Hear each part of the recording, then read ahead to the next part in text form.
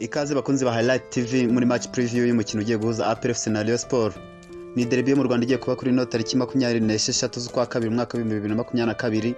Ni umukino ugiye kuba mu kanya ku isaha ya saa 9 n'igice ku isaha ya Kigali. Highlight TV twabateguriye abakinyi 11 kuri buri ruhande bashobora kubanzamo.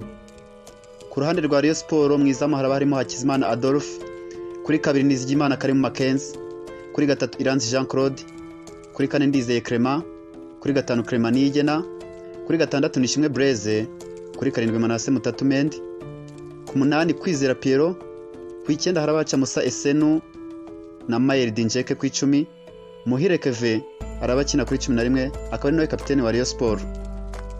Coach akaba ari George Manuel da Silva Paciao Santos.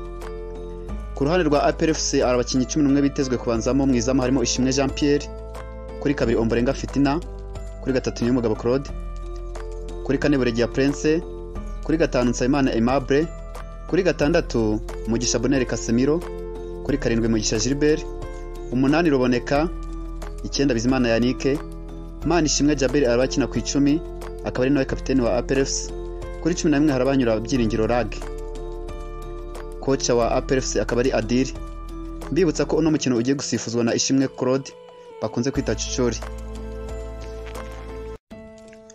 Ikaze bakunzi ba Highlight TV muri match preview y'umukino ugiye guhuza APR FC na Rayon Sport. Ni derby yo mu Rwanda igiye kuba kuri no tariki 26 z'ukwa kabiri mwaka wa 2022. Ni umukino ugiye kuba mu kanya ku isaha ya saa 9 n'igice ku isaha ya Kigali.